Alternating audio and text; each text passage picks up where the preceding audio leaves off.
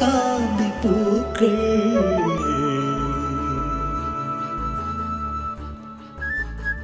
സൂര്യനെ മാത്രം നോക്കി നിൽക്കുന്ന സൂര്യകാന്തി പൂക്കൾ പോലെ സഭയ്ക്കും ലോകത്തിനുമായി ആരോരുമറിയാതെ പ്രാർത്ഥിക്കുന്ന മിണ്ടാമഠങ്ങളിലെ അർത്ഥിനികൾ ആധുനിക ലോകത്തിന് അത്ഭുതമാണ്. സഭയുടെ നിലനിൽപ്പിനും വളർച്ചയ്ക്കും ഏറെ അത്യാവശ്യമായ ഇത്തരം മിണ്ടാമഠങ്ങളിലെ ആവൃത്തിക്കുള്ളിലെ ജീവിതങ്ങളെ പരിചയപ്പെടാം.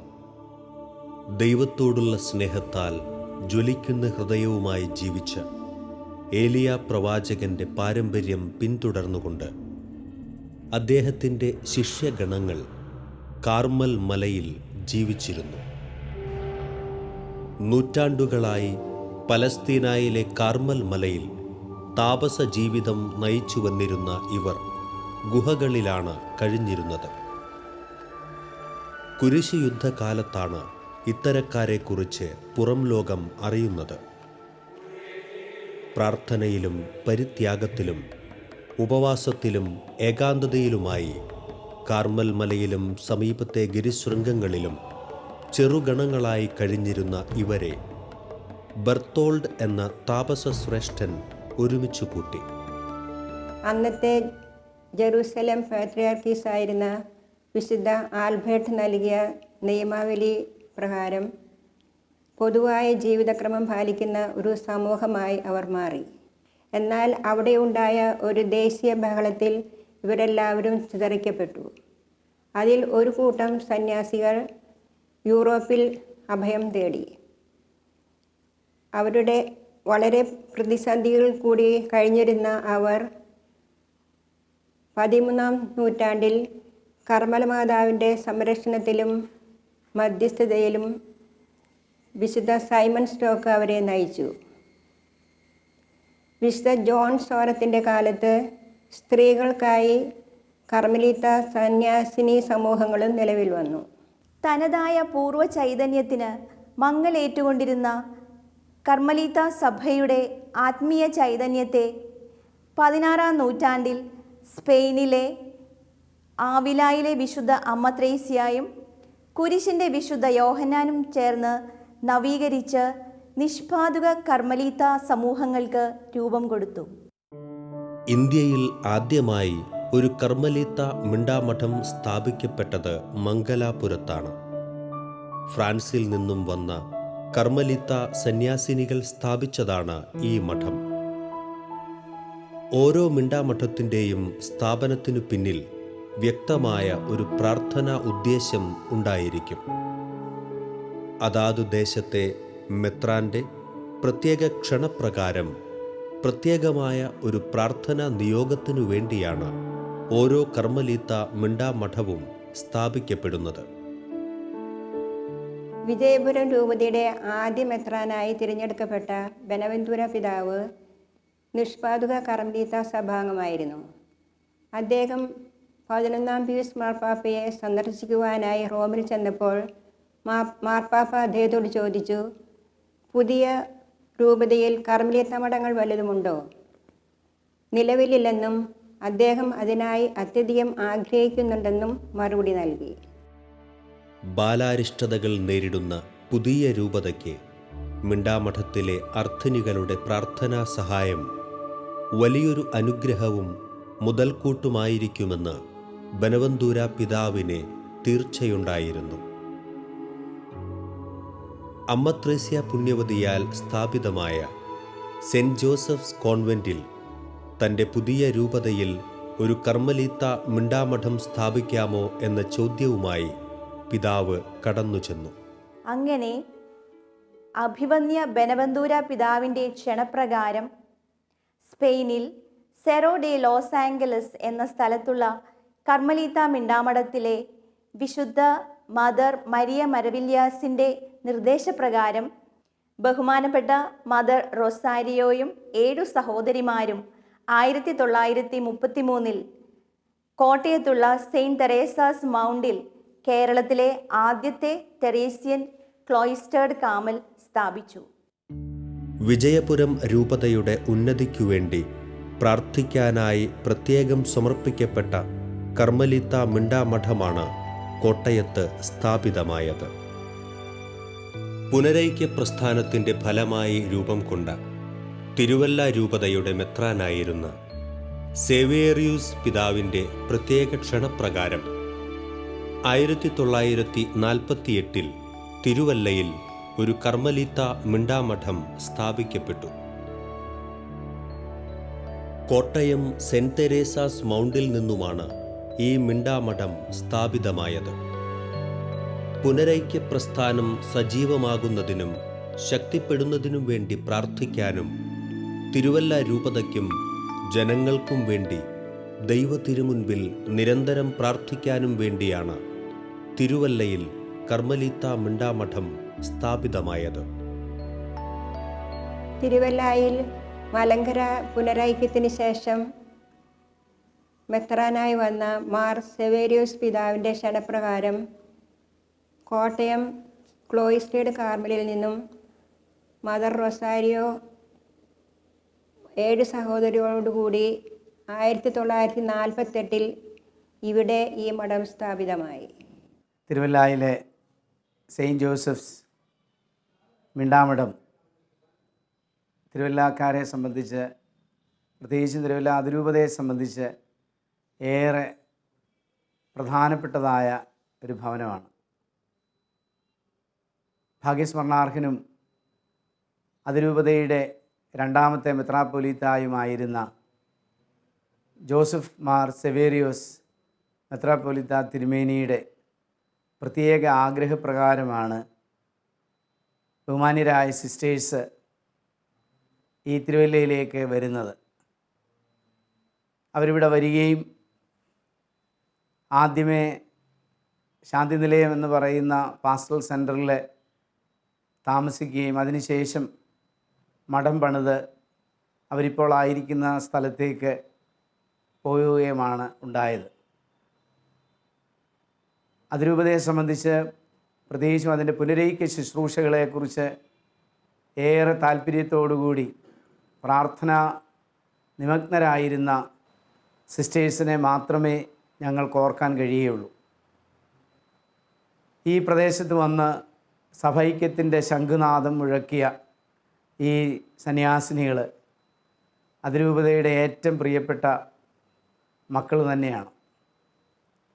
ഞങ്ങൾ നല്ല സഹകരണവും അതുപോലെ തന്നെ നല്ല പിന്തുണയും അങ്ങോട്ടും ഇങ്ങോട്ടും നൽകുന്നതിന് ഞങ്ങൾക്ക് കഴിഞ്ഞിട്ടുണ്ട്.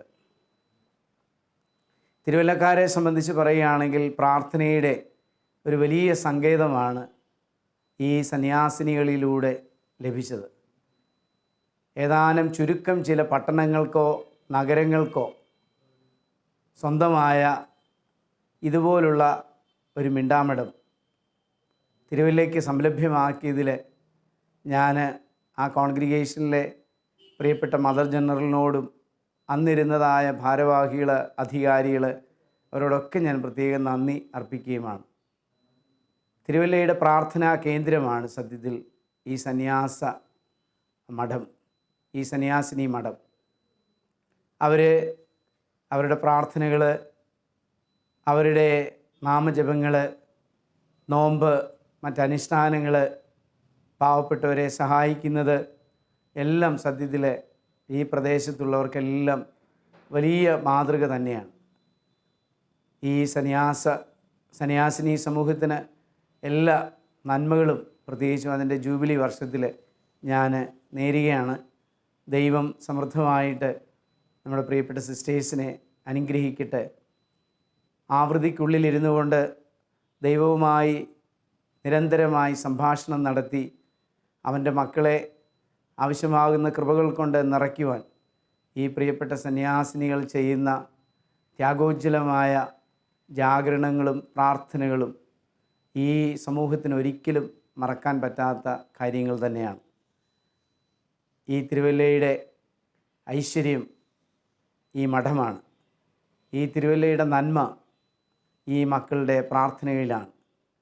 ഈ തിരുവല്ലയുടെ സംരക്ഷണം ഇവരുടെ പ്രാർത്ഥന നിമഗ്നമായ ജീവിതത്തിലൂടെയാണ്. ദൈവം എല്ലാവരെയും അനുഗ്രഹിക്കട്ടെ. 1952 തിരുവല്ല മിണ്ടാമഠത്തിൽ ചേർന്ന മുതിർന്ന സന്യാസിനിയുടെ ആദ്യകാല ദൈവപരിപാലന സ്മരണകൾ ഇങ്ങനെ. അത് ഞങ്ങൾക്കിവിടെ അരിയില്ലായിരുന്നു. അപ്പം ഞങ്ങൾക്ക് പറമ്പിൽ കപ്പയും ചേനയൊക്കെ ഉണ്ട്. അപ്പോൾ അതും ഉള്ള അരി കൊണ്ടൊക്കെ പതുക്കെ അങ്ങനെ പോയിക്കൊണ്ടിരുന്നു. അപ്പോൾ ഞങ്ങളുടെ ഒരു സിസ്റ്ററിൻ്റെ ബ്രദർ കാഞ്ഞിരപ്പള്ളിയിൽ ഉണ്ട്. പുള്ളിക്ക് ഒരു ദിവസം രാത്രിയിൽ ഉറങ്ങിക്കിടന്നപ്പം പെട്ടെന്ന് 12 മണിയായപ്പം പുള്ളി ചാടി എഴുന്നേറ്റ് കട്ടിലിരുന്നു. അപ്പം ഇതെന്താണെന്ന് ചോദിച്ചപ്പം പറഞ്ഞു, തിരുവല്ലയിൽ മഠത്തിൽ അരിയില്ല. അപ്പോൾ ചോദിച്ചതാരും ഇവിടെ വന്നിപ്പോൾ ആരായി രാത്രിയിൽ അരിയില്ലെന്ന് പറയും. അപ്പോൾ അത് ഞാൻ കേട്ടു. എനിക്ക് തോന്നുന്നു അവിടുന്ന് മരിച്ചു പോയ മാത്രമാണെന്ന് തോന്നുന്നു എന്നോട് പറഞ്ഞത്. തിരുവല്ലയിൽ അരിയില്ല ഇങ്ങനെ പറഞ്ഞ് സ്വരം അങ്ങ് താന്നു പോകുന്ന പോലെ തോന്നി. എങ്ങനെയാണേലും അപ്പം വൈഫ് പറഞ്ഞു, നമ്മൾ ഈയിടെ ഒന്ന് പോയതല്ലേ, ഇനിയിപ്പോൾ ഉടനെ പോകണോ, ഇപ്പം അരിയില്ലെന്ന് ഇവിടെ ആരും എന്ന് പറയാനാണ്. അപ്പം പുള്ളി പറഞ്ഞു, നീ വന്നാലും ഇല്ലെങ്കിലും നാളെ ഞാൻ തിരിച്ചാൽ കരിയും കൊണ്ട് തിരുവല്ലയിൽ പോവുക എന്ന് പറഞ്ഞു. അത് കഴിഞ്ഞ് ഇവിടെ വന്നപ്പം ഞങ്ങൾക്കൊക്കെ വലിയ വണ്ടറായിപ്പോയി. പുള്ളി പറഞ്ഞു, എൻ്റെ തിരിച്ചാൽ കരിയും കൊണ്ടാണ് വന്നിരിക്കുന്നത്. അപ്പം ഞങ്ങളോട് എപ്പോഴും പറയായിരുന്നു, അരി മാത്രം ഞാൻ കൊണ്ടുവരികയില്ല കേട്ടോ, അതെൻ്റെ ചേട്ടന്മാർക്കൊക്കെ ഉണ്ട്, അവർ കൊണ്ടുത്തരും, ഞാൻ അരി മേടിച്ചുകൊണ്ട് വരികയല്ലെന്ന്. അപ്പോൾ ഈ അരി കൊണ്ട് വന്നപ്പോൾ ഞങ്ങൾ ചോദിച്ചപ്പോൾ പറഞ്ഞു, ഇങ്ങനെ ഒരു സംഭവം അവിടെ ഉണ്ടായി. അത് കാരണം ഞാനോർത്ത് നിങ്ങളുടെ മരിച്ചു പോയായിരുന്നു മദറായിരിക്കും എന്നോട് പറഞ്ഞതെന്നും കൊണ്ടാണ് ഞാൻ ഈ അരിയും കൊണ്ട് ഇപ്പം വന്നു. അപ്പം ഞങ്ങളൊക്കെ പറഞ്ഞ് ശരി, ഞങ്ങൾ കടയെ വിട്ടിട്ട് ഇവിടെ എങ്ങും അരിയില്ലാതെ ഞങ്ങൾ എവിടെ പോകണമെന്നും കൊണ്ട് ഇങ്ങനെ ഇരുന്നപ്പോഴാണ് ഇത് വന്നതെന്ന് പറഞ്ഞു. അങ്ങനെ തന്നെ ഇപ്പം ദൈവപരിപാലന ഞങ്ങൾക്ക് എപ്പോഴും ഉണ്ട്. ഒന്നിനും തമ്പുരാൻ ഒരു കുറവും ഒരിക്കലും വരുത്തുന്നില്ല. എന്തെങ്കിലും ആരെങ്കിലും ആഗ്രഹിക്കുക പോലും ചെയ്താൽ അത് ആരെങ്കിലും കൊണ്ട് തരാറുണ്ട്. രൂപത അധ്യക്ഷന്മാരുടെ പ്രത്യേക ക്ഷണപ്രകാരമാണ് ഓരോ ക്ലോയിസ്റ്റർ കാർമൽസും തുടങ്ങുന്നത്. കൊച്ചി രൂപതയിലെ ജനങ്ങൾക്കും വൈദികർക്കും വേണ്ടി പ്രാർത്ഥിക്കുന്നതിനായി അന്നത്തെ ബിഷപ്പായ ജോസഫ് കുരീത്തറ പിതാവിൻ്റെ ക്ഷണപ്രകാരം തിരുവല്ലയിൽ നിന്ന് 1982 എരമല്ലൂർ വിശുദ്ധ യോസഫ് പിതാവിൻ്റെ നാമത്തിൽ പുതിയ മഠം സ്ഥാപിതമായി. ഇവിടെ നിന്ന് 8 സിസ്റ്റേഴ്സാണ് അങ്ങോട്ട് പോയത്. ഇപ്പോൾ വീണ്ടും ഒരു പുതിയ ഫൗണ്ടേഷൻ്റെ ഒരുക്കത്തിലാണ് ഞങ്ങൾ. കണ്ണൂർ രൂപതാ ബിഷപ്പ് മാർ അലക്സ് വടക്കുംതലയുടെ അഭ്യർത്ഥന പ്രകാരം കണ്ണൂരിൽ പുതിയ ക്ലോയിസ്റ്റേഡ് കാർമൽ മഠം ആരംഭിക്കുവാനുള്ള ഒരുക്കങ്ങൾ നടന്നുവരികയാണ്. ഈ കഴിഞ്ഞ 6 വർഷക്കാലം കർമ്മലിസ സന്യാസ സമൂഹത്തിൻ്റെ ഡെഫിനറ്റർ ജനറൽ ആയിരുന്ന ഇപ്പോഴത്തെ പ്രൊവിൻഷ്യൽ ഫാദർ അഗസ്റ്റിൻ മുള്ളൂർ തൻ്റെ മനസ്സിൽ കണ്ടതും മലബാറിൽ ആവശ്യമായ ഒരു ക്ലോയിസ്റ്റർ കാർമലിനെ കുറിച്ചായിരുന്നു. ഇക്കാര്യം കണ്ണൂർ ബിഷപ്പ് അലക്സ് വടക്കുംതല പിതാവുമായി പങ്കുവച്ചു. കണ്ണൂർ രൂപതയ്ക്കും നാടിനും വേണ്ടി പ്രത്യേകം പ്രാർത്ഥിക്കുന്നതിനായി പിതാവ് ഇവിടെ വരികയും ഞങ്ങളെ ഒത്തിരി സന്തോഷത്തോടെ ക്ഷണിക്കുകയും ചെയ്തു. 2015 മാർച്ച് 28 വിശുദ്ധ അമ്മ ത്രേസ്യായുടെ 500ാം ജന്മദിനത്തിൽ പുതിയ ഭവനത്തിൻ്റെ ശിലാസ്ഥാപനം നിർവഹിച്ചു. എങ്കിലും 1 വർഷം കഴിഞ്ഞാണ് മഠം പണി ആരംഭിച്ചത്. കാരണം സാമ്പത്തികമായി ഞങ്ങളുടെ കൈവശം ഒന്നുമില്ലായിരുന്നു. ദൈവത്തിൻ്റെ ഇടപെടലും കരുതലും അത്ഭുതകരമാം വിധം കാണത്തക്ക വിധം ധാരാളം പേരുടെ സഹായ സഹകരണത്തോടെ പുതിയ ഭവനത്തിൻ്റെ പണി പുരോഗമിച്ചു കൊണ്ടിരിക്കുകയാണെങ്കിലും ഇനിയും ധാരാളം പണികൾ തീരാനുണ്ട്. കേരളത്തിലെ മിണ്ടാമഠങ്ങളുടെ സ്ഥാപകയാണ് മദർ മരിയ റൊസാരിയോ. 1932 കോട്ടയത്തും 1948 തിരുവല്ലയിലും കർമ്മലിത്ത മിണ്ടാമഠങ്ങൾ സ്ഥാപിക്കാൻ നേതൃത്വം നൽകിയത് മദർ മരിയ റൊസാരിയോ ആണ്. പ്രേഷിത ചൈതന്യത്തോടെ സന്യാസ സമൂഹത്തിന് നേതൃത്വം നൽകിയിരുന്ന മദർ റൊസാരിയോ ഒരു മികച്ച ചിത്രകാരി കൂടി ആയിരുന്നു. ഇവർ വരച്ച നിരവധി ചിത്രങ്ങൾ ദൈവാനുഭൂതി പകർന്നുകൊണ്ട് ഈ സന്യാസമഠത്തിൻ്റെ മുറികളെ അലങ്കരിക്കുന്നുണ്ട്. തൂങ്ങപ്പെട്ട ക്രൂശിത രൂപമാണ് ഇവർ വരച്ച ചിത്രങ്ങളിൽ ഏറ്റവും ശ്രദ്ധേയം. ദൈവാലയത്തിൽ സ്ഥാപിച്ചിട്ടുള്ള ഈ ക്രൂശിത രൂപത്തിൽ നോക്കി പ്രാർത്ഥിക്കുന്നവർക്ക് പ്രത്യേക ശക്തിയും ദൈവസാന്നിധ്യവും അനുഭവപ്പെടുന്നുണ്ട്. എല്ലാ വെള്ളിയാഴ്ചയും വൈകിട്ട് 5-ന് ഇവിടെ വിശുദ്ധ കുരിശിൻ്റെ നൊവേനയും പതിവുണ്ട്.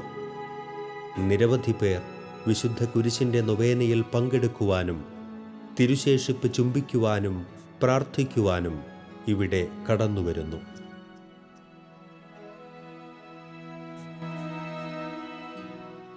(2002) മുതൽ ഞങ്ങൾ ഇവിടെ തിരുവല്ലയിൽ ജോലി സംബന്ധമായിട്ട് വന്നതാണ്. ഞങ്ങൾ തിരുവല്ല പുഷ്പഗിരിയിലാണ് ജോലി ചെയ്യുന്നത്. അപ്പോൾ വന്ന സമയത്ത് ഇതിൻ്റെ അടുത്തായിരുന്നു താമസിച്ചിരുന്നത്. അപ്പോൾ ഞങ്ങൾ രണ്ടുപേരും ഡോക്ടേഴ്സാണ്. അപ്പോൾ അവർ ഇവിടുത്തെ അന്തേവാസികൾക്ക് പുറത്തു പോകാൻ ഒരു റിസ്ട്രിക്ഷൻ ഉണ്ട്. അപ്പോൾ അങ്ങനെയുള്ള കാരണത്താൽ അവരുടെ മെഡിക്കൽ പ്രശ്നങ്ങളെല്ലാം ഞങ്ങളുമായിട്ടായിരുന്നു ഡിസ്കസ് ചെയ്തിരുന്നത്. അങ്ങനെയാണ് ഇത്രയും കാലം ആയിട്ട് നല്ലൊരു ബന്ധമാണ്. അതുകൊണ്ടായിരിക്കാം അങ്ങനെ വന്നത്. പിന്നെ അവരുമായിട്ട് ഉള്ള ബന്ധം നമുക്ക് മനസ്സിൽ സന്തോഷം, അവർക്ക് എന്തെങ്കിലും ചെയ്തു കൊടുക്കാവുന്ന നമുക്കൊരു മനസ്സിൽ സന്തോഷം ഉണ്ടാക്കുന്നൊരു കാര്യമാണ്. ഇവരുടെ ഒരു ജീവിതത്തിലേക്ക് നമ്മൾ നോക്കുമ്പോൾ ഈ എല്ലാ മനുഷ്യരും ലൗകികതയിൽ അങ്ങനെ മുങ്ങി താഴാൻ ശ്രമിക്കുന്ന ഒരു കാലത്ത് അതിൽ നിന്നെല്ലാം വിട്ട് മാറി ഈശ്വരചിന്തയിൽ മാത്രമായിട്ട് ജീവിക്കാനായിട്ട് അവരെടുക്കുന്ന ഒരു എഫേർട്ട് ഭയങ്കരമായിട്ട് അപ്രീഷ്യബിളാണ്. ഈ നമ്മൾ പലപ്പോഴും ലോകത്തിലേക്ക് നോക്കുമ്പോൾ നമുക്ക് തോന്നി, ദൈവം എന്താ ഈ ലോകത്തെ ശിക്ഷിക്കാത്തത്, എന്താ ഇങ്ങനെ തുടരുന്നത്, എന്താ മനുഷ്യനിങ്ങനെ പോകാൻ അനുവദിക്കുന്നത് എന്നൊക്കെ നമ്മൾ ചിന്തിക്കുന്ന ഒരു സമയത്ത് ഇവരുടെയൊക്കെ ജീവിതം കാണുമ്പോൾ നമുക്ക് മനസ്സിലാവും, ഇങ്ങനെ കുറച്ച് മനുഷ്യരുള്ളത് കൊണ്ടാണ് വലിയ ശിക്ഷയൊന്നും ഈ ലോകത്തിന് കിട്ടാത്തത്. നമ്മുടെ ലോകത്തിലെ നമ്മളൊക്കെയും ചെയ്യുന്ന ഒരു വലിയ വലിയ തെറ്റുകൾക്ക് അവരുടെ ജീവിതചര്യ കൊണ്ടും അവരുടെ പ്രാർത്ഥന കൊണ്ടും അവർ ഇങ്ങനെ ഒരു കൂട്ടം ആൾക്കാർ ഇങ്ങനെ പല സ്ഥലങ്ങളിലുള്ള ഇവരെല്ലാവരും പരിഹാരം ചെയ്തുകൊണ്ടിരിക്കുകയെന്ന് എനിക്ക് മനസ്സിലാവുന്നത്. പിന്നെ ഇവരിങ്ങനെ ഇത്രയും ഐസൊലേറ്റഡ് ആയിട്ട് നിൽക്കുമ്പോഴും അവരെല്ലാവരും വളരെ ഹാപ്പിയാണ്. നമുക്ക് അവരെ ക്ലോസ് ആയിട്ട് ഇൻട്രാക്ട് ചെയ്യുമ്പോൾ അവരെല്ലാവരും വളരെ സന്തുഷ്ടരായപ്പോഴും. ഇപ്പം നമുക്ക് എവിടെയെങ്കിലും പോകുമ്പോൾ വീട്ടിൽ നിന്നാണെങ്കിലും എവിടെയെങ്കിലും പോകാൻ നമുക്ക് ഏറ്റവും സന്തോഷമുള്ളത് എവിടെ പോകാനാണെന്ന് ചോദിച്ചാൽ നാച്ചുറലി എന്തെങ്കിലും ഒരു ഹെൽത്ത് ഇഷ്യൂ വരുമ്പം മിണ്ടാമടത്തിൽ പോകാനാണ് നമുക്ക് ഏറ്റവും സന്തോഷം തോന്നുന്നത്. ദ വേ അവരുടെ ഒരു ജീവിതം പ്ലീസിങ് ആയിട്ട് എല്ലാവരോടും ഇൻട്രാക്ട് ചെയ്യുകയും എല്ലാവരുടെയും കാര്യത്തിൽ താല്പര്യമെടുക്കുകയും അങ്ങനെ വളരെ സെൽഫ്ലെസ് ആയിട്ട് മുമ്പോട്ട് പോകുന്ന ഒരു ലൈഫ് സ്റ്റൈലാണ്. പിന്നെ ഇപ്പം ഞാനിപ്പോൾ എല്ലാ ദിവസവും ഇവിടെ മിണ്ടാമടത്തിൽ രാവിലെ പ്രാർത്ഥനയ്ക്ക് വരുന്നുണ്ട്. അപ്പോൾ നമുക്ക് അപ്പോൾ എപ്പോഴും നേരം വെളുക്കുന്നതിന് ഒരു 4-4:45 ആകുമ്പോൾ തുടങ്ങി അവരുടെ പ്രാർത്ഥനകൾ തുടങ്ങും. അപ്പോൾ ആ പള്ളിയിൽ വരുമ്പോഴേക്കും നമ്മൾ ചിന്തിക്കുന്നത് ഇവർ ഇങ്ങനെ പ്രാർത്ഥിക്കുന്ന ഇവരുടെ അടുത്ത് നേരെ തൊട്ടിപ്പുറത്തിരുന്ന് പ്രാർത്ഥിക്കാനുള്ളൊരു അനുഗ്രഹം ദൈവം നമുക്ക് തന്നിട്ടുണ്ടല്ലോ എന്നാ തോന്നുക. അതേപോലെ ഇവരുടെ ഒരു ഹെൽത്ത് ഇഷ്യൂസിൽ നമ്മൾ ഹെൽപ്പ് ചെയ്യാൻ ശ്രമിക്കുമ്പോൾ ഇവരെ ഹെൽപ്പ് ചെയ്യുമ്പോൾ നമ്മളാണ് പ്രിവിലേജ്ഡ് ആവുന്നത് എന്നുള്ളൊരു ഫീലിംഗാണ് കിട്ടുന്നത്. അല്ലാതെ നമ്മൾ അവരെ ഹെൽപ്പ് ചെയ്യുന്നു, അവർ നമ്മളെ കൊണ്ട് എന്തെങ്കിലും ഉപയോഗമുണ്ടാകുന്നതെന്നല്ല. അവരെ നമ്മൾ ഹെൽപ്പ് ചെയ്യുമ്പോൾ വി ആർ ഗെറ്റിംഗ് പ്രിവിലേജ്, അതിൻ്റെ ഒരു ബ്ലെസ്സിങ് നമുക്ക് കിട്ടുന്നു എന്നുള്ളൊരു ഫീലിംഗാണ് കിട്ടുന്നത്.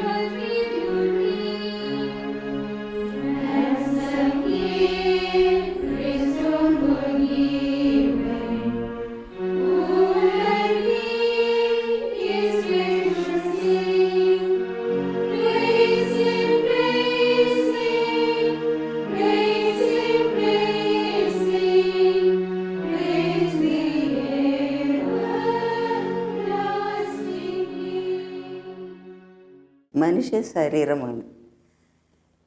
ജീവൻ്റെ നിലനിൽപ്പിന് ഏറ്റവും ആവശ്യമായത് ഹൃദയം. ആ ഹൃദയം വാരിയലുകൾ കൊണ്ട് പൊതിഞ്ഞ് സൂക്ഷിച്ച് വച്ചിരിക്കുകയാണ് ദൈവം. പക്ഷേ അതിൻ്റെ പ്രവർത്തനങ്ങൾ ആരും കാണുന്നുമില്ല. ഇതുപോലെയാണ് തിരുസഭയിലെ എല്ലാ മിണ്ടാമടങ്ങളും. വേറൊരു ഉദാഹരണം കൂടി പറയുകയാണെങ്കിൽ, ഇലകളും പൂക്കളും കായ്കനികളും കൊണ്ട് നിറഞ്ഞു നിൽക്കുന്ന ഒരു മരത്തിൻ്റെ വേർ ഭൂമിയുടെ അടിയിലാണ്, ആഴത്തിലാണ്. ആ വേരുകളുടെ പ്രവർത്തനമാണ് ഞങ്ങൾ ചെയ്യുന്നത്. സ്വർഗത്തിലെ മാലാഖമാർ നിരന്തരം സ്തുതിഗീതികൾ ആലപിച്ചുകൊണ്ടിരിക്കുകയാണ്. ആ ദൗത്യം ഏറ്റെടുക്കാനായിട്ട് ദൈവം ഞങ്ങളെ വിളിച്ച് ഇവിടെ കൊണ്ടുവന്നിരിക്കുകയാണ്. മറ്റൊന്നുകൂടി പറയാനുള്ളത്, മോസസ് മരുഭൂമിയിലെ കൈകൾ വിരിച്ച് ഇസ്രായേൽ ജനതയ്ക്ക് വേണ്ടി മധ്യസ്ഥം പ്രാർത്ഥിച്ചതുപോലെ ഞങ്ങൾ ഈ ഭൂമിയിലെ പുതിയ ഇസ്രായേൽ ജനമായ തിരുസഭയ്ക്ക് വേണ്ടി മധ്യസ്ഥം പ്രാർത്ഥിക്കാനായി വിളിക്കപ്പെട്ടിരിക്കുകയാണ്. അതാണ് ഞങ്ങളുടെ അപ്പോസ്റ്റലേറ്റ്. ക്രിസ്തുവിലേക്കുള്ള രൂപാന്തരീകരണം അഥവാ ദൈവ ഐക്യം, ഇതാണ് ഞങ്ങളുടെ ആത്മീയതയുടെ കാതൽ. ഇത് പ്രാർത്ഥനയുടെ സമയത്ത് മാത്രം നടക്കുന്ന ഒന്നല്ല. ജീവിതത്തിൻ്റെ ഓരോ നിമിഷവും, ഊണും ഉറക്കവും ജോലികളും ഓരോ ചുവടുവയ്പും ഈ ലക്ഷ്യം മുമ്പിൽ വെച്ചുകൊണ്ടാവണമെന്ന് ആവിലായിലെ അമ്മ ത്രേസ്യ ഞങ്ങളെ പഠിപ്പിക്കുന്നുണ്ട്. സ്നേഹിക്കുന്ന ദൈവവുമായുള്ള സ്നേഹ സംഭാഷണമായി പ്രാർത്ഥനയെ അതീവ ലളിതവും സുന്ദരവുമായി നിർവചിച്ച അമ്മ അടുക്കളയിലെ പാത്രങ്ങളുടെ ചലനങ്ങളിൽ പോലും ദൈവ സാന്നിധ്യം അനുഭവിക്കണമെന്ന് പഠിപ്പിക്കുന്നുണ്ട്. ആവിലായിലെ വിശുദ്ധ അമ്മ ത്രേസ്യയുടെ മൗതികാനുഭവങ്ങളും പഠനങ്ങളിലും അധിഷ്ഠിതമായി നിരന്തരമായ പ്രാർത്ഥനാ അഭ്യാസത്തിലൂടെ ദൈവ ഐക്യം പ്രാപിക്കുക, ഇതാണ് ഞങ്ങളുടെ കരിസം അഥവാ സിദ്ധി. സ്വന്തം ആത്മാവിൻ്റെ ആഴങ്ങളിൽ ദൈവത്തെ അറിഞ്ഞ് അനുഭവിച്ച് അത് മറ്റുള്ളവരുമായി പങ്കുവച്ച അമ്മ ഞങ്ങളിൽ നിന്ന് ആവശ്യപ്പെടുന്നതും ഈ ആഴമായ ദൈവ അനുഭവമാണ്.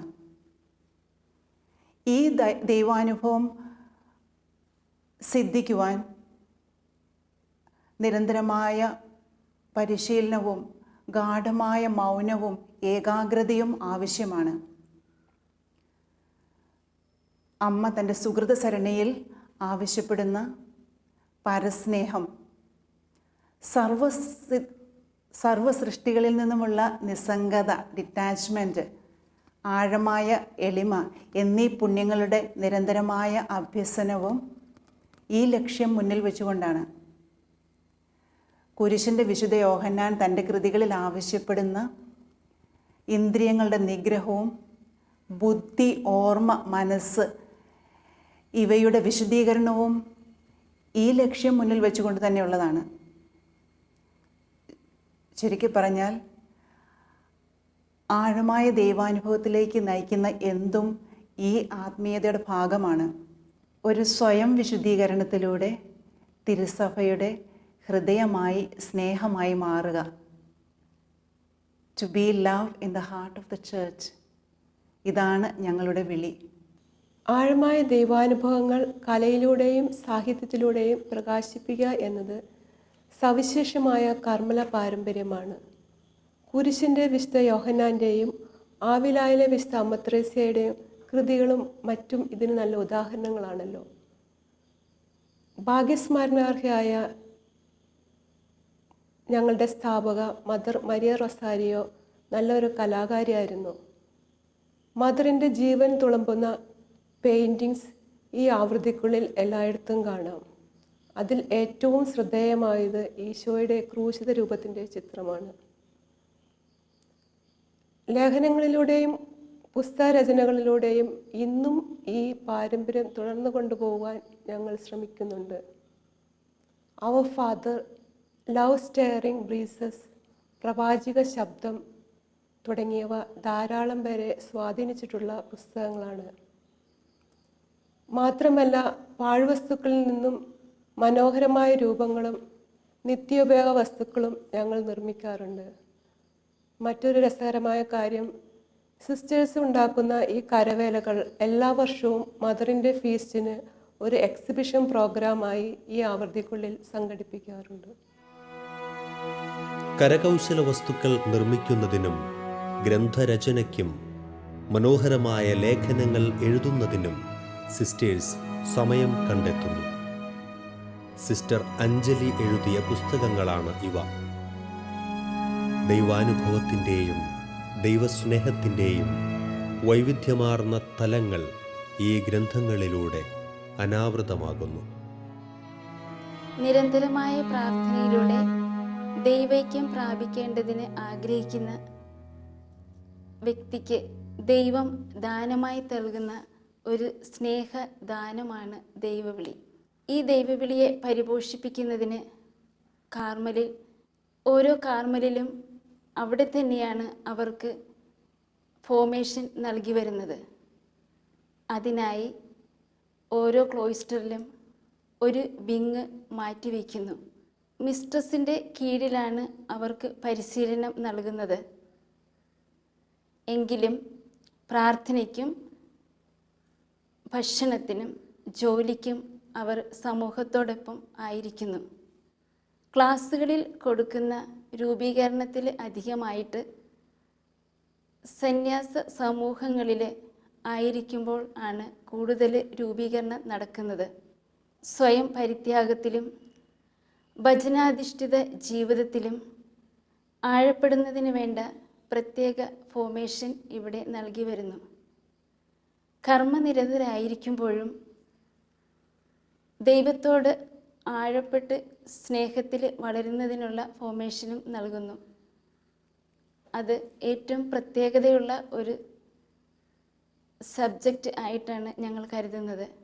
ഏത് ജീവിത സാഹചര്യത്തിലും ദൈവത്തെ അറിയുവാനും അവിടുത്തോടൊത്ത് ആയിരിക്കുവാനും to be with him alone, ഇതാണ് കാർമലൈറ്റ് ക്ലോയിസ്റ്റേഡ് ഫോർമേഷൻ. മറ്റെല്ലാ സന്യാസ സമൂഹങ്ങളിലേതും പോലെ ഇവിടെയും 1 വർഷത്തെ പോസ്റ്റലൻസിയും 2 വർഷത്തെ നൊവിഷ്യേറ്റും 6 വർഷത്തെ ജൂനിയറേറ്റുമാണ്. കൂടാതെ ക്ലോയിസ്റ്ററിൽ പ്രവേശിക്കുന്നതിന് ആഗ്രഹിച്ചു വരുന്ന വ്യക്തിക്ക് 3 മാസത്തെ കമ്മാൻസി വന്നു കാണുക എന്ന ഒരു സമയം അനുവദിച്ചു കൊടുക്കുന്നുണ്ട്. സ്വയം തീരുമാനമെടുക്കുന്നതിനും ഞങ്ങളുടെ ജീവിതശൈലികൾ അറിയുന്നതിനും വേണ്ടിയാണ് ഈ സമയം. ക്ലോയിസ്റ്റേഡ് കാർമൽ എല്ലാം തന്നെ ഏതെങ്കിലും ഒരു ഫെഡറേഷൻ്റെയോ അസോസിയേഷൻ്റെയോ ഭാഗമായിരിക്കണമെന്നുള്ള 12ാം പിയൂസ് മാർപ്പാപ്പയുടെ ആഹ്വാനമനുസരിച്ച് ഇന്ത്യയിലെ 35 കർമ്മലീത്ത ക്ലോയിസ്റ്റേഡ് കോൺവെൻറ്റ്സ് 3 അസോസിയേഷൻ്റെ ഭാഗമായി മാറിയിട്ടുണ്ട്. ഈ അസോസിയേഷൻ ലെവലിലും അർഥിനികളുടെ, അതായത് ജൂനിയറേറ്റ് സിസ്റ്റേഴ്സിൻ്റെ നിത്യവ്രത വാഗ്ദാനത്തിന് മുമ്പ് 6 മാസത്തെ ഇൻറ്റൻസീവ് കോഴ്സ് നടത്തി വരുന്നു. മോണസ്റ്റിക് സന്യാസ സമൂഹങ്ങൾ എല്ലാം രൂപീകരണത്തിന് പ്രാധാന്യം കൂടുതൽ നൽകണമെന്ന് ഫ്രാൻസിസ് മാർപ്പാപ്പ തൻ്റെ വുൾത്തും ദെയ് ക്വയറേറെ ദൈവത്തിൻ്റെ മുഖം അന്വേഷിക്കുക എന്ന പ്രമാണരേഖയിലൂടെ ആഹ്വാനം ചെയ്തിരിക്കുന്നു. മാർപ്പാപ്പയിലൂടെ പ്രഖ്യാപിതമായ സഭയുടെ ഈ മനസ്സ് ഞങ്ങൾ ശ്രദ്ധിക്കുവാൻ ശ്രമിക്കുന്നു. മിണ്ടാമഠങ്ങളിൽ ചേരുന്നതോടെ ഒരാൾ ഈ ലോക ജീവിതത്തോട് വിട പറയുന്നു. എല്ലാ ലോകമോഹങ്ങളും ഉപേക്ഷിച്ച് കർത്താവിന് സമ്പൂർണമായി സമർപ്പിക്കപ്പെട്ട ഒരു ജീവിതമാണ് മിണ്ടാമഠത്തിൽ നയിക്കേണ്ടത്. ഈ ലോകബന്ധം ഉപേക്ഷിക്കുന്നതിൻ്റെ അടയാളമായി വീട്ടുകാർ നൽകിയ പേര് ഉപേക്ഷിക്കുന്നു. ഒരിക്കൽ മിണ്ടാമഠത്തിൽ അംഗമായി ചേർന്നു കഴിഞ്ഞാൽ സാധാരണഗതിയിൽ ആവൃത്തിക്കുള്ളിൽ നിന്നും പുറത്തിറങ്ങേണ്ട ആവശ്യം വരുന്നില്ല. ഞങ്ങൾ ഈ ആവൃത്തിക്കുള്ളിലാണെങ്കിലും നിരന്തരം പ്രാർത്ഥന വഴി പുറം ലോകവുമായി ബന്ധപ്പെടുന്നു. ടെലിഫോൺ, കത്തുകൾ, ഇമെയിൽ ഇവ വഴി ലോകത്തിൻ്റെ വിവിധ ഭാഗങ്ങളിൽ നിന്ന് ധാരാളം പേർ പ്രാർത്ഥനാ സഹായത്തിനായും ലഭിച്ച സഹായങ്ങൾക്ക് നന്ദി പറയുവാനും ഞങ്ങളെ സമീപിക്കുന്നുണ്ട്. പ്രാർത്ഥനയുടെ പ്രേഷിതത്വമാണ് ഞങ്ങളുടെ ദൗത്യം. ഒരു മിഷനറിയായി ലോകമെമ്പാടും പോകുവാൻ സന്നദ്ധമായ മനസ്സുള്ളവർക്കേ ഒരു യഥാർത്ഥ കണ്ടംപ്ലേറ്റീവ് ആകുവാൻ സാധിക്കൂ. പേപ്പൽ എൻക്ലോഷർ നിയമം അനുസരിച്ച് രോഗാവസ്ഥയിലും വോട്ട് ചെയ്യുവാനുമാണ് ഞങ്ങൾ പുറത്തു പോകുന്നത്. ഞങ്ങളുടെ ഈ ആവൃത്തി നിയമത്തെ ജനങ്ങൾ വളരെ വിലമതിക്കുന്നുണ്ട്. അതിനാൽ ഏതു സഹായം ചെയ്തു തരുവാനും പുറത്തു പോകേണ്ടി വരുമ്പോൾ വാഹന സൗകര്യം നൽകി വളരെ സുരക്ഷിതരായി ഞങ്ങളെ തിരികെ എത്തിക്കുന്നതിനും സന്നദ്ധരായ ധാരാളം പേർ ഞങ്ങൾക്ക് ചുറ്റുമുണ്ട്. മിണ്ടാമഠങ്ങളിൽ സന്ദർശകരുടെ ബാഹുല്യം കാര്യമായി ഉണ്ടാകാറില്ല. ബന്ധുമിത്രാദികൾ വന്നാൽ പാർലറിൽ പോയി സംസാരിക്കാൻ അനുവാദമുണ്ട്. എന്നാൽ മറ്റു മഠങ്ങളിലേതുപോലെ സ്വീകരണമുറിയിൽ ഒരുമിച്ചിരുന്ന് സംസാരിക്കുവാനുള്ള സൗകര്യം മിണ്ടാമഠങ്ങളിൽ ഇല്ല. പാർലറിൽ കമ്പിയഴികൾക്കിരുവശവുമിരുന്ന് സന്ദർശകരുമായി സംസാരിക്കാൻ മാത്രമേ സാധിക്കൂ. ആദ്യകാലങ്ങളിൽ പാർലറുകളിലെ കമ്പിയഴികൾക്കിടയ്ക്ക് പുറത്തേക്ക് തള്ളി നിൽക്കുന്ന കൂർത്ത കമ്പികൾ ഉണ്ടായിരുന്നു. ലോകത്തോടുള്ള വിരക്തിയുടെ പ്രതീകമായാണ് ഇത്തരത്തിൽ കമ്പിമുള്ളുകൾ ഉണ്ടായിരുന്നത്. എന്നാൽ പിന്നീട് പാർലറിലെ ഗ്രില്ലിൽ നിന്ന് ഇവ എടുത്തുമാറ്റി. ദിവ്യബലിയിൽ പങ്കെടുക്കുവാൻ ഇവർ ആവൃത്തിക്ക് പുറത്തു കടക്കുകയോ ചാപ്പലിൽ പ്രവേശിക്കുകയോ ഇല്ല.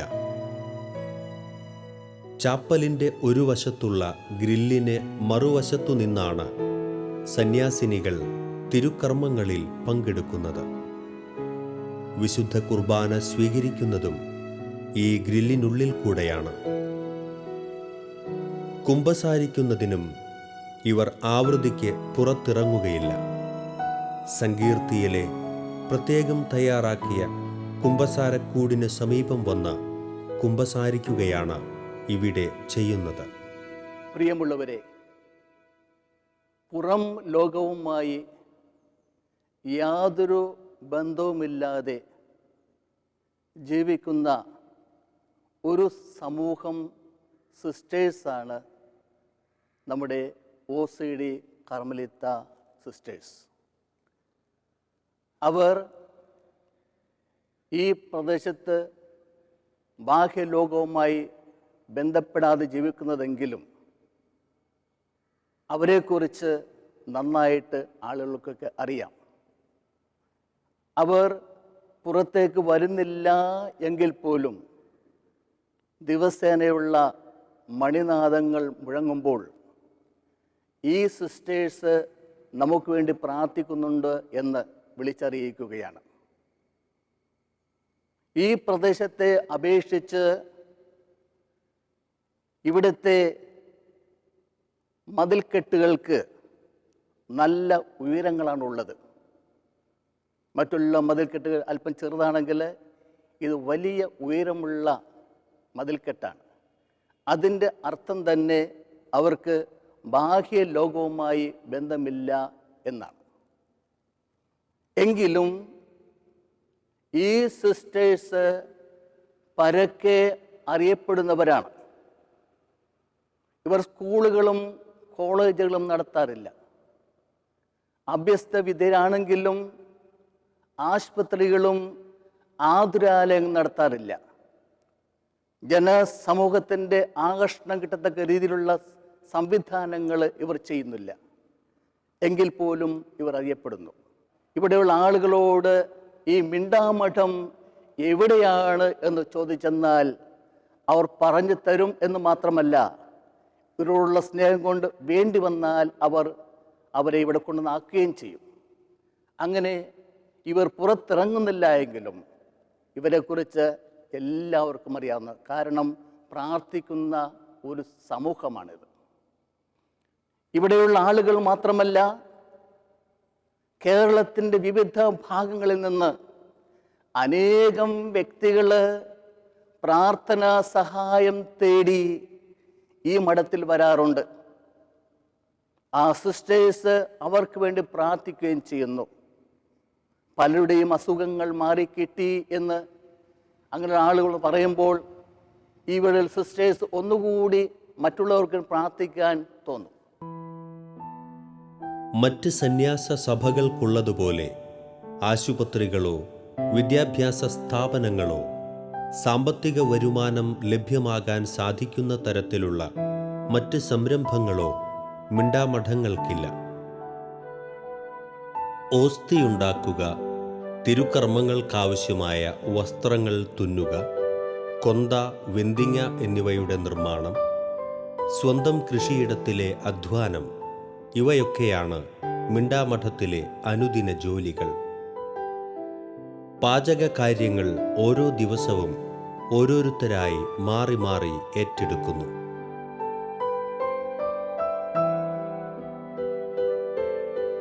തിരുവല്ല മിണ്ടാമഠത്തിൽ സിസ്റ്റേഴ്സ് പരിപാലിക്കുന്ന 5 പശുക്കളാണ് ഈ തൊഴുത്തിലുള്ളത്. 5ഉം കറവയുള്ള പശുക്കൾ. മായം ചേർക്കാത്ത പശുവിൻ പാൽ വാങ്ങാൻ സമീപവാസികൾ കോൺവെന്റിലെത്തുക പതിവാണ്. ഓരോരുത്തരുടെയും പാത്രങ്ങളിൽ പാൽ നിറച്ചു വച്ചിരിക്കും.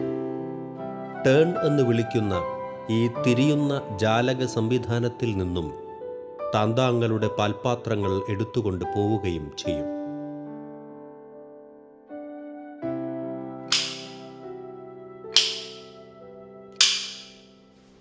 Praised be Jesus Christ and the Virgin Mary, his mother. Come to pray, sisters. Come to praise the Lord.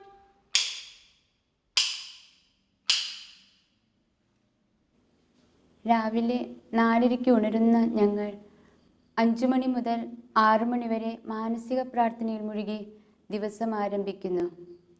എന്നും രാവിലെ 6:30 ദിവ്യബലി. 7 യാമങ്ങളെ വിശുദ്ധീകരിച്ചുകൊണ്ട് തിരുസഭയോട് ചേർന്ന് സമൂഹം ഒരുമിച്ച് യാമപ്രാർത്ഥന അർപ്പിക്കുന്നു. ആധ്യാത്മിക ജീവിതത്തിലെ ഏറ്റവും അതിപ്രധാനമായ ഒരു ഘടകമാണ് അധ്വാനം. രാവിലെ 8 മണിയോടുകൂടി സിസ്റ്റേഴ്സ് വിവിധ ജോലികളിൽ ഏർപ്പെടുന്നു. ദിവ്യബലിക്കുള്ള ഓസ്തി, തിരുവസ്ത്രങ്ങൾ, ഉത്തരീയം, ജപമാല, കൊച്ചുകുട്ടികൾക്കായുള്ള ഉടുപ്പുകൾ, പശുത്തൊഴുത്തിലെയും പറമ്പിലെയുമുള്ള ചില ചെറിയ ചെറിയ ജോലികൾ, കുക്കിംഗ്, കൃഷി, പൂന്തോട്ടം എന്നിങ്ങനെയാണ് ഞങ്ങളുടെ ജോലികൾ.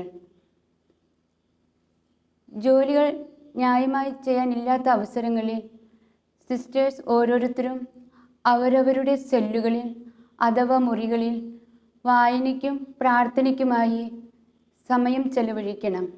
ഇതാണ് ഞങ്ങളുടെ നിയമം. ഉച്ചഭക്ഷണത്തിന് ശേഷവും രാത്രി ഭക്ഷണത്തിന് ശേഷവും 1 മണിക്കൂർ ഉല്ലാസം. ആ ഉല്ലാസത്തോടൊപ്പം ഞങ്ങൾ ഓരോ കൈവേലകൾ ചെയ്യുന്നു. ആഫ്റ്റർനൂൺ യാമപ്രാർത്ഥനയ്ക്ക് ശേഷം 1 മണിക്കൂർ സ്പിരിച്വൽ റീഡിങ്ങിനായി സിസ്റ്റേഴ്സ് ഓരോരുത്തരും അവരുടെ സെല്ലുകളിലേക്ക് ഏകാന്തതയിൽ കഴിയുന്നു. 3 മണി മുതൽ 5 മണി വരെ വീണ്ടും സമൂഹത്തിൻ്റെതായ ജോലികൾ ചെയ്യുവാൻ സിസ്റ്റേഴ്സ് പോകുന്നു. ഈവനിങ് 5 മണിക്ക് യാമപ്രാർത്ഥനയ്ക്കായി സമൂഹം വീണ്ടും ഒന്നിച്ചു ചേരുന്നു. യാമപ്രാർത്ഥനയ്ക്ക് ശേഷം 5:30 മുതൽ 6:30 വരെ മാനസിക പ്രാർത്ഥനയാണ് ഞങ്ങൾക്കുള്ളത്. തുടർന്ന് അത്താഴത്തിനും ഉല്ലാസത്തിനും ശേഷം 8:30 നൈറ്റ് പ്രെയറും 9:30 തീരുന്ന അവസാനത്തെ യാമപ്രാർത്ഥനയ്ക്ക് ശേഷം എല്ലാവരും അവരവരുടെ സെല്ലുകളിലേക്ക് പഠനത്തിനും പേഴ്സണൽ പ്രെയറിനുമായി മടങ്ങുന്നു. കാർമലിലെ ദിനചര്യയ്ക്ക് വിരാമമിട്ടുകൊണ്ട് അതത് ദിവസത്തിൻ്റെ പ്രത്യേകത അനുസരിച്ചുള്ള ഈരടികൾ ഞങ്ങൾ പാടുന്നു.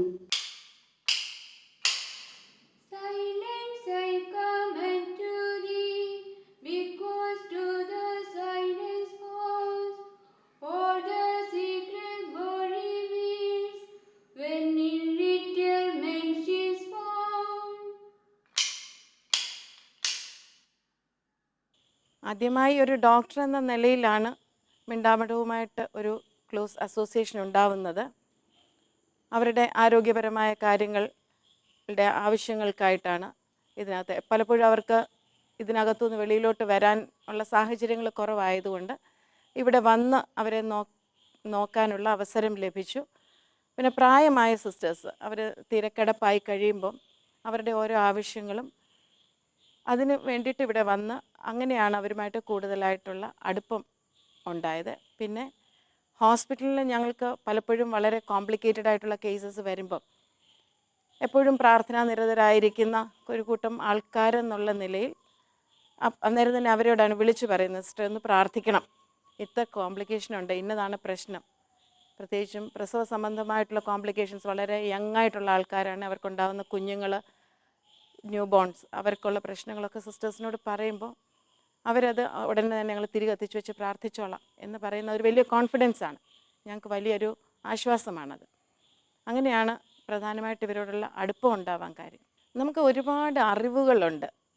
അതായത് ശാന്തമാവുക, ഞാൻ ദൈവമാണെന്നറിയുക, അല്ലെങ്കിൽ പ്രാർത്ഥന, ജീവിതം പ്രാർത്ഥനയാക്കുക, അല്ലെങ്കിൽ ഓരോ പ്രവൃത്തിയും പ്രാർത്ഥനയാകുക, എളിമയാണ് ഏറ്റവും വലിയ പുണ്യം, അനുസരണം ബലിയേക്കാൾ ശ്രേഷ്ഠ. ഇതൊക്കെ എൻ്റെ ബോധതലത്തിലുണ്ട്.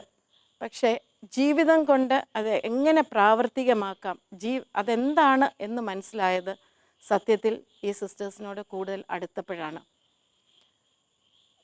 അവരുടെ ശാന്തതയിൽ കൂടെയാണ് നമുക്ക് ദൈവത്തിൻ്റെ അടുത്തേക്ക് എത്താൻ പറ്റുക. അല്ലെ, സൈലൻസാണ് ദൈവത്തിലോട്ടുള്ള ഈസിയസ്റ്റ് വേ. അതൊന്ന്. പിന്നെ എളിമ എന്നൊരു പുണ്യം, അത് അവരെ കണ്ട് പഠിക്കാനുള്ളതാണ്. ഒരു ഡോർമാറ്റ് ആകുക എന്നൊക്കെ പറഞ്ഞ് എപ്പോഴും നമ്മൾ ധ്യാനത്തിലും അല്ലെ പ്രസംഗത്തിലൊക്കെ കേൾക്കും, ഒരു ഡോർമാറ്റ് ആകുക. ഒരു ഡോർമാറ്റ് ആകേണ്ടത് എങ്ങനെയാണ്, അത് അതുപോലെ തന്നെ നമ്മളെല്ലാവരും ആഗ്രഹിക്കുന്ന കാര്യമാണ് സന്തോഷം, സമാധാനം. ഈ സന്തോഷം, സമാധാനം എല്ലാവരും പറയുന്നുണ്ട്. പക്ഷെ അതിന് വലിയ ഡിഫിക്കൽട്ടി ഒന്നുമില്ല. നമുക്ക് കുറച്ച് ചെറിയ ചെറിയ പുണ്യങ്ങൾ അഭ്യസിക്കേണ്ടത് എങ്ങനെയാണ്, അതുകൊണ്ട് അതൊരു വലിയൊരു തുറവിയായിരുന്നു. ആ ഒരു നമ്മുടെ ഉള്ളിലത്തെ ഒരു പല ധാരണകൾ മാറ്റിയെടുക്കുന്ന ഒരവസ്ഥ. പിന്നെ പ്രാർത്ഥന, ജീവിതം പ്രാർത്ഥനയാകുക, ഓരോ പ്രവൃത്തിയും പ്രാർത്ഥനയാക്കുക, ഓരോ സംസാരവും പ്രാർത്ഥനയാകുക. ഇതൊക്കെ അവരിൽ നിന്ന് കിട്ടിയിട്ടുള്ള വലിയ വലിയ പാഠങ്ങളാണ്. അവരും സാധാരണ മനുഷ്യരാണ്, അവർക്കും അവരുടേതായ അഭിപ്രായം കാണാം എന്ന് ഞാൻ വിചാരിക്കുന്നു. പക്ഷേ മദർ ഒരു കാര്യം പറഞ്ഞു കഴിഞ്ഞാൽ അതിനപ്പുറത്തോട്ട് ഒരു വാക്കില്ല.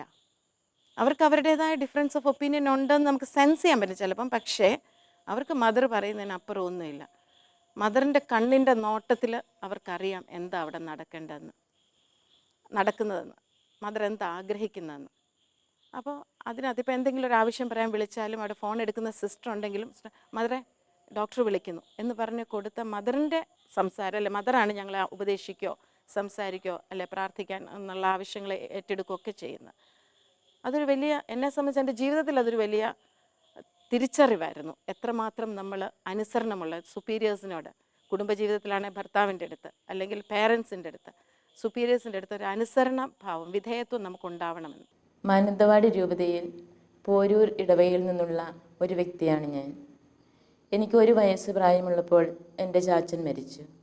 അമ്മച്ചിയും 2 സഹോദരിമാരുമാണ് എനിക്കുള്ളത്.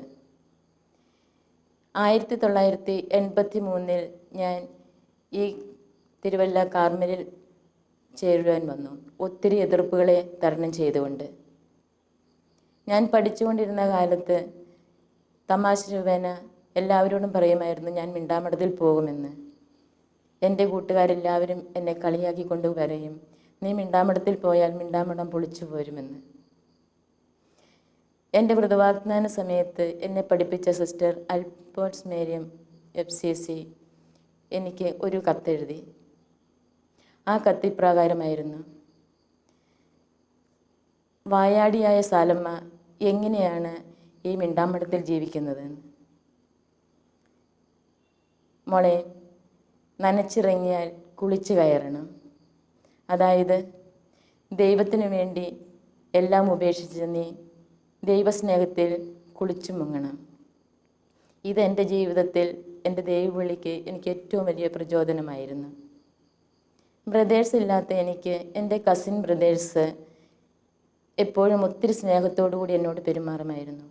പക്ഷേ ഞാൻ കോൺവെൻറ്റിൽ ചേർന്നതിന് ശേഷം അവരെന്നെ കാണാൻ വന്നപ്പോൾ, ഈ അഴികൾക്കുള്ളിൽ കണ്ടപ്പോൾ അവരെന്നോട് പറഞ്ഞത് ഇങ്ങനെയാണ്: നിന്നെ ജയിലിനുള്ളിൽ കാണുവാൻ വേണ്ടി വന്നവനല്ല ഞാൻ, നിന്നെ ഞങ്ങൾക്ക് ആർക്കും ഇങ്ങനെ കാണുക വേണ്ട എന്ന് പറഞ്ഞുകൊണ്ട് ഇവിടെ നിന്നും വഴക്കിട്ട് അവരിറങ്ങിപ്പോയി. നീണ്ട 15 വർഷത്തോളം അവരാരും എന്നോട് മിണ്ടാനോ എന്നോട് സംസാരിക്കാനോ ഒന്നും അവരെൻ്റെ അടുത്ത് വന്നിരുന്നില്ല. പക്ഷേ എൻ്റെ ചേച്ചിമാർ പോലും എന്നോട് പറഞ്ഞു, മോളെ നീ പോകണ്ട, എന്തിനാണ് നീ പോകുന്നതെന്ന്. കാലങ്ങൾ പിന്നിട്ട് കഴിഞ്ഞപ്പോൾ ഇപ്പോൾ അവരെല്ലാവരും എന്നോട് പറയുന്നുണ്ട്, നീ എടുത്ത വഴി ഏറ്റവും നല്ലതാണെന്ന്. അന്ന് ദേഷ്യപ്പെട്ട എല്ലാവരും ഇന്ന് ഓരോ കാര്യത്തിനും പ്രാർത്ഥനയ്ക്ക് വേണ്ടിയും ഒക്കെ സ്നേഹത്തോടെ എന്നോട് സംസാരിക്കുന്നു.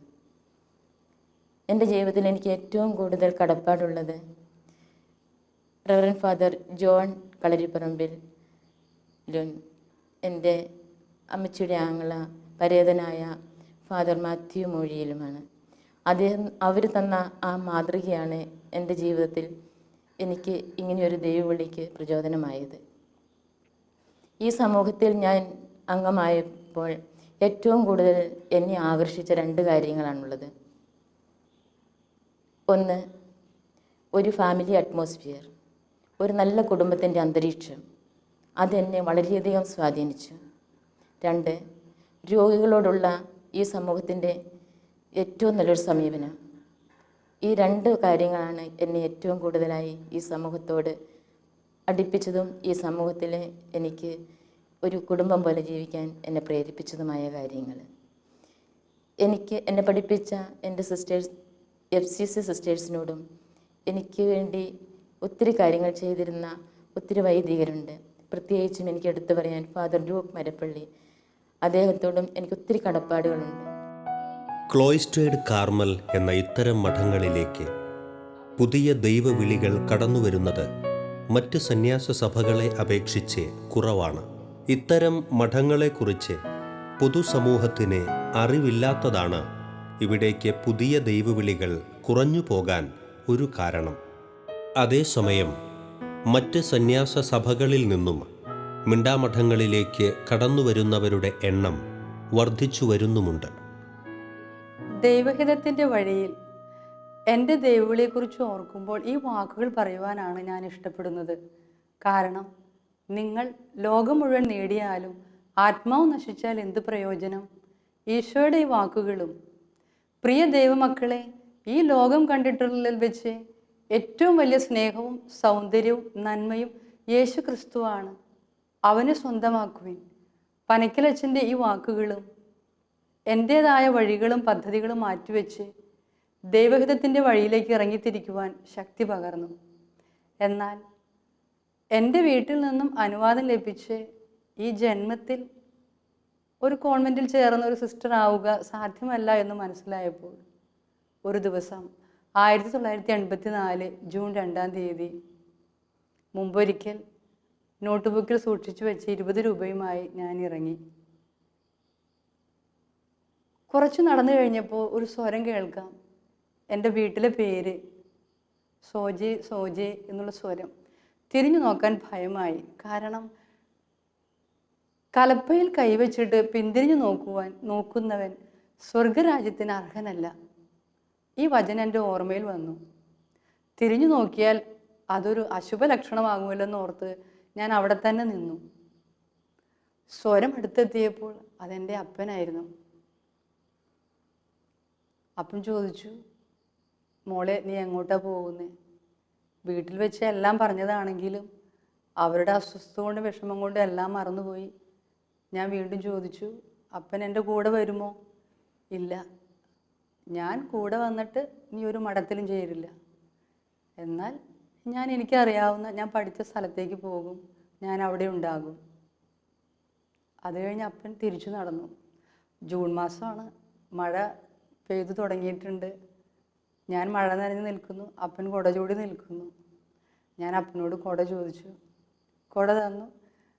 അപ്പൻ തിരിച്ചുപോയി. അങ്ങനെ ഞാൻ ട്രെയിനിങ്ങിന് പഠിച്ചിരുന്ന സ്ഥാപനത്തിൻ്റെ സന്യാസ സമൂഹത്തിൽ അംഗമായി ചേർന്നു. ദൈവത്തെ മാത്രം ധ്യാനിച്ച് ജീവിതകാലം മുഴുവൻ തപസ് ചെയ്യുക എന്ന് കുഞ്ഞുനാളിലുണ്ടായ ആഗ്രഹവും എൻ്റെ അമ്മയിൽ നിന്ന് ലഭിച്ച വിശുദ്ധ അമ്മ ത്രേസ്യയോടും വിശുദ്ധ കൊച്ചു ത്രേസ്യയോടുമുള്ള പ്രത്യേക ഇഷ്ടം കോൺവെൻറ്റിൽ ചേർന്ന് 1 വർഷമായപ്പോഴേക്കും വലിയ സ്നേഹാദരവുകളായി മാറിയതും ഒത്തുചേർന്ന് ഇവരെ പോലെ ഒരു മിണ്ടാമടത്തിൽ അംഗമാവുക എന്നുള്ള വലിയ പ്രേരണ എനിക്ക് ലഭിച്ചു. 1987 അന്നത്തെ സുപ്പീരിയർ ജനറൽ പറഞ്ഞു, 10 വർഷത്തേക്ക് ഈ ആഗ്രഹം ആരോടും പറയാതെ പ്രാർത്ഥിച്ചൊരുങ്ങുക. 10 വർഷത്തിന് ശേഷം 97 ഞാൻ റിട്ടേൺ ആപ്ലിക്കേഷൻസ് പ്രൊവിൻഷ്യൽസിന് നൽകി തുടങ്ങി. എന്നാൽ ദൈവം നിശ്ചയിച്ച സമയമായിട്ടില്ല. 2014 അനുവാദം ലഭിക്കുന്നത്. എന്നെക്കുറിച്ചുള്ള ദൈവഹിതം ഒരു ക്ലോയിസ്റ്റേർഡ് കാർമലിൽ ആകുക എന്നതിന് വ്യക്തമായ തെളിവ് ലഭിച്ചതിനാൽ മാത്രമാണ് എൻ്റെ വഴികൾ മാറ്റി ദൈവഹിതത്തിൻ്റെ വഴിയിലേക്ക് വീണ്ടും ഒരു പുറപ്പാട് അനുഭവത്തിന് ഞാൻ തയ്യാറായത്. ദൈവം എന്ന അമൂല്യ നിധി സ്വന്തമാക്കുവാൻ വലിയ വില കൊടുക്കണം. കടന്നു പോകുന്ന നാളുകളിലെ തടസ്സങ്ങളും പ്രതിസന്ധികളുമെല്ലാം ഈ വില കൊടുക്കലുമായി ബന്ധപ്പെടുത്തി കാണുവാനേ ഞാൻ ശ്രമിക്കുന്നുള്ളൂ. ഒരു മിണ്ടാമടത്തിലെ അംഗമാവുക എൻ്റെ വലിയൊരു സ്വപ്നം. ഇതിന് യാതൊരു യോഗ്യതയുമില്ലെങ്കിലും ദൈവം കൊണ്ടുവന്നു. ദൈവകാരുണ്യത്തിൻ്റെ വലിയ വെളിപ്പെടുത്തലാണ് എൻ്റെ ദൈവവിളി. ഏറെ സവിശേഷതയാർന്ന താപസ സമാനമായ ആധ്യാത്മികതയാണ് മിണ്ടാമഠങ്ങളിൽ ഉള്ളത്. പ്രായശ്ചിത്ത പ്രവൃത്തികളും പരിത്യാഗങ്ങളും സുഹൃതാലങ്കാരങ്ങളാകുന്നതാണ് ഇവരുടെ ആവൃത്തിക്കുള്ളിലെ ജീവിതം. വിശുദ്ധ അമ്മ ത്രേസ്യയും കുരിശിൻ്റെ വിശുദ്ധ യോഹന്നാനും ആഴമായ ദൈവൈക്യ ജീവിതത്തിന് ഏറ്റവും ആവശ്യമായി കരുതുന്നതും ഞങ്ങളെ പഠിപ്പിക്കുന്നതുമായ സുഹൃതങ്ങളോടൊപ്പം തന്നെ പ്രധാനപ്പെട്ടതാണ് പരിത്യാഗവും ശൂന്യവൽക്കരണവും. ഈ ഒരു ചൈതന്യം മുൻനിർത്തിയാണ് ഞങ്ങൾ പ്രായശ്ചിത്ത പ്രവൃത്തികൾ അനുഷ്ഠിക്കുന്നത്. ഏറ്റവും ചെറിയ കാര്യങ്ങൾ പോലും അതീവ സ്നേഹത്തോടെ ചെയ്ത് ഉന്നത പദത്തിലെത്തിയ കൊച്ചു ത്രേസ്യ പുണ്യവതിയാണ് ഞങ്ങൾക്ക് അനുകരിക്കാവുന്ന ഏറ്റവും നല്ല മാതൃക. സിസ്റ്റർ വിശുദ്ധ കൊച്ചു ത്രേസ്യയുടെ എക്സാമ്പിൾ ഓർമ്മപ്പെടുത്തിയതുപോലെ സാധാരണ കാര്യങ്ങൾ ഏറ്റവും അതിസ്വാഭാവികമായ ദൈവസ്നേഹത്തോടെ ചെയ്യുക, അതാണ് ഏറ്റവും പ്രധാനപ്പെട്ട കാര്യം. എങ്കിലും തിരുനാൾ ദിനങ്ങളും ഞായറാഴ്ചകളും ഒഴികെയുള്ള എല്ലാ ദിവസങ്ങളിലും ഞങ്ങൾ സമൂഹമായും വ്യക്തിപരമായും ചില പ്രായശ്ചിത്ത പ്രവൃത്തികൾ ചെയ്തു വരുന്നുണ്ട്.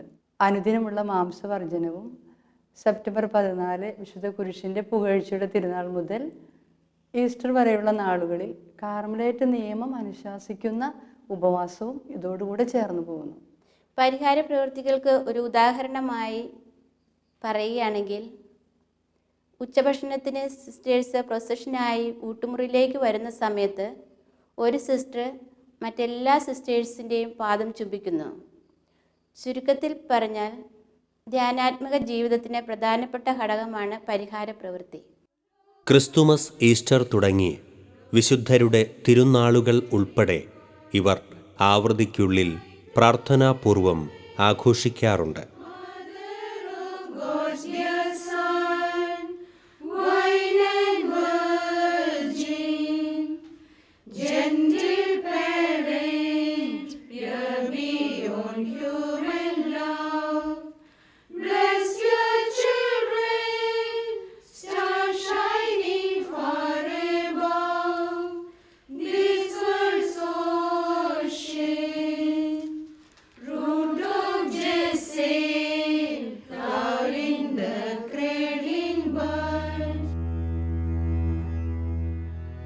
ഇവരുടെ മുൻഗാമികൾ അന്ത്യവിശ്രമം കൊള്ളുന്ന ഈ സെമിത്തേരിയിലേക്ക് ഒരു നാൾ എടുക്കപ്പെടുമെന്ന് അറിഞ്ഞുകൊണ്ട് ഇവർ ഇവിടെ ജീവിക്കുന്നു. മരണം പോലും ഇവരെ മിണ്ടാമഠത്തിന് പുറത്തേക്ക് കൊണ്ടുപോകുന്നില്ല എന്നതാണ് യാഥാർത്ഥ്യം.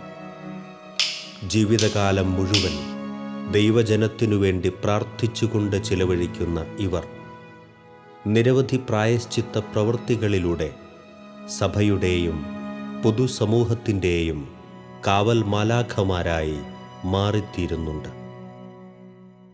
പുറം ലോകത്തിൻ്റെ വർണ്ണങ്ങൾക്കും ആരവങ്ങൾക്കും പ്രവേശിക്കാനിട കൊടുക്കാതെ ദൈവസ്നേഹത്തിൻ്റെ വർണ്ണനാതീതമായ അനുഭൂതികളിൽ അലിഞ്ഞു തീരുകയാണിവർ.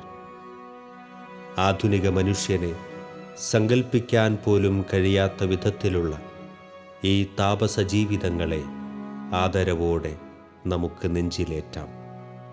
പ്രാർത്ഥനയിലും പരിത്യാഗ പ്രവൃത്തിയിലും നമുക്ക് പരസ്പരം ഒന്നിക്കാം.